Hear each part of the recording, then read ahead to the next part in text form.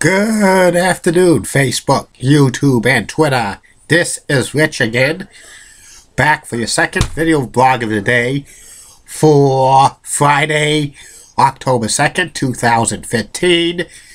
Battling some congestion with like nasal and throat, but it's cold season, so I'll be okay. Just taking some pills and stuff and blowing my nose. It's a cold and damp and dreary day, some rain, showers and stuff. It's only in the 50s. That's New England for us. But we will not get that Hurricane Joachim, or whatever the name is. It's trending more and more out to sea, which is good. Yesterday, they said it could have been another Superstorm Sandy, but now it's not for the East Coast, which is a good relief. Some news to report: the Milwaukee Bucks re-signed forward John Henson to a 4-year contract extension worth $45 million. That's about it on the news. My next subject is about the 1978 American League East tie-breaking playoff game that happened 37 years ago today. It was between the New York Yankees and the Boston Red Sox. The game was at Fenway Park. The winner of this game would go on to take the AL East title. Story about this game: in 1978, the New York Yankees were defending World Series champions. They had a great lineup. They had the straw that stirs the drink, Reggie Jackson. Also, they had Lou Piniella, Mickey Rivers, Chris Chambers, Bucky Dent, Craig Nettles, Thurman Munson, among others in the starting lineup. In the pitching staff, they had Ron Guidry, who was the best pitcher in the American League that year. And they also had in the bullpen Rich Gossage, otherwise known as Goose, as the closer. And the Boston Red Sox had an impressive team as well. They had Carlton Fisk, Kyle Yastrzemski, Jerry Remy, Butch Hobson, Rick Bolson, Fred Lynn, Jim Rice, Dwight Evans. Plus they had a pitching staff with Altiante, Luis Tiant, and they also had Dennis Eckersley and Mike Torres. And in the bullpen they had Bob Stanley and Nick Drago and stuff. In the 1978 season, the Boston Red Sox went into a big lead over the New York Yankees. By July, they had a 14.5 game lead on the Pinstripes. The New York Yankees were in turmoil. They fired their manager, Billy Martin. That was a recurring theme over the next several years and stuff. And they hired Bob Lemon and stuff. And around mid-July, the Yankees were in 4th place and the Red Sox were in 1st place. And the Red Sox were cruising to the American League East title. But that's when the Yankees started to play amazing baseball. They played over 700 baseball, while the Red Sox played maybe 500 baseball. And when these teams met in a 4-game series in September of 1978 at Fenway Park, it was the Boston Massacre.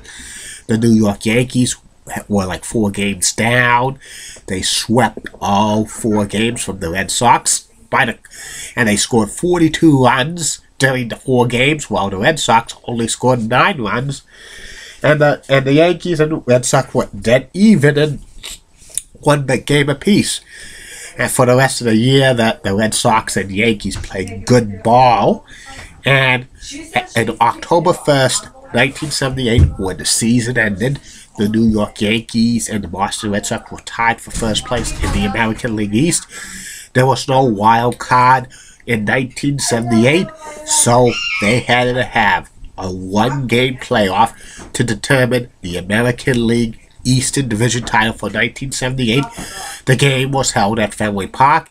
It was broadcast nationally by ABC with Keith Jackson calling the play-by-play, and also they had Howard Cosell and Don Drysdale, and they also showed the game locally on WSBK TV 38 in Boston, which was called by Dick Stockton and Ken Howson, and in New York on WPIX TV 11 with Bill White, and Phil Rizzuto the Scooter. Holy cow! And this game is pitching for the Red Sox was Mike Torres, who had like a decent record. I'm surprised they didn't go with Dennis Eckersley because he won 20 games. And pitching for the New York Yankees was Ron Guidry, who had 24 wins at that time. And this was the Red Sox took like a 2-0 lead into the 7th inning. Kyle Yastrzemski hit a home run, and Jim Rice delivered an RBI in the 6th inning. But in the 7th inning, Mike Torres got into some trouble. He had 2 runners on. And then a weak hitting shortstop, Bucky Dent, who hit only about .250 during the season, was up to plate. And then Torres throws a ball, and Bucky Dent hits it. And the announcers said, deep to left, Yastrzemski will not get it. It's home run. It's a 3-run home run from Bucky Dent. And the Yankees go up 3-2 later on in that inning. Thurman Munson got another 4-2 in the 8th inning. Reggie Jackson hit a home run, so the Yankees were up 5-2. But the Boston Red Sox started to come back in the 8th inning and stuff. They had RBI singles by Fred Lynn and Kyle Yastrzemski to have it up to like 5-4. In the 9th inning, the bottom of the ninth, the Red Sox had a chance to win this game. And like they had like Jim Rice up, and they also had Jerry Remy. Like they were trying to like have fly ball, but like Lou Piniella mishandled the ball and stuff. And they had a runner like Rick Bolson. He could only move to third because of the sunlight of the twilight of the ball, because it was played during the twilight. And then Goose Gossers picked up the face Kyle Yastrzemski, and Kyle Yastrzemski popped up to the third baseman Greg Nettles. Greg Nettles caught the ball, and the Yankees won the game 5-4 over the Boston Red Sox. And this meant the New York Yankees won the 1978 American League East title. They would beat the Kansas City Royals in the American League Championship Series. And they beat the Los Angeles Dodgers in the World Series. And the Red Sox finished in 2nd place. And this was one of the greatest collapses in Major League Baseball history, because the Red Sox had a 14-game lead during the summer, but they just faded away, and this was the 60th year of the curse of the Bambino. And because the Red Sox, up that point, the last World Series they won was 1918, so in 60 years it was another one that got away for the Boston Red Sox and stuff. The aftermath of this, Ron Guidry won the 1978 American League Cy Young Award, and Jim Rice won the 1978 American League Most Valuable Player and stuff. And Bucky Dent will go into history by Red Sox Aces as Bucky bleeping Dent and stuff. And Bucky Dent won the 1978 World Series Most Valuable Player and stuff like that. That was probably his only highlight of his career and stuff. And can't believe it's been 37 years since that game happened and stuff. But, you know, this was years and years ago. This is one when the curse of the Bambino was strong for the Boston Red Sox, but it was broken in 2004.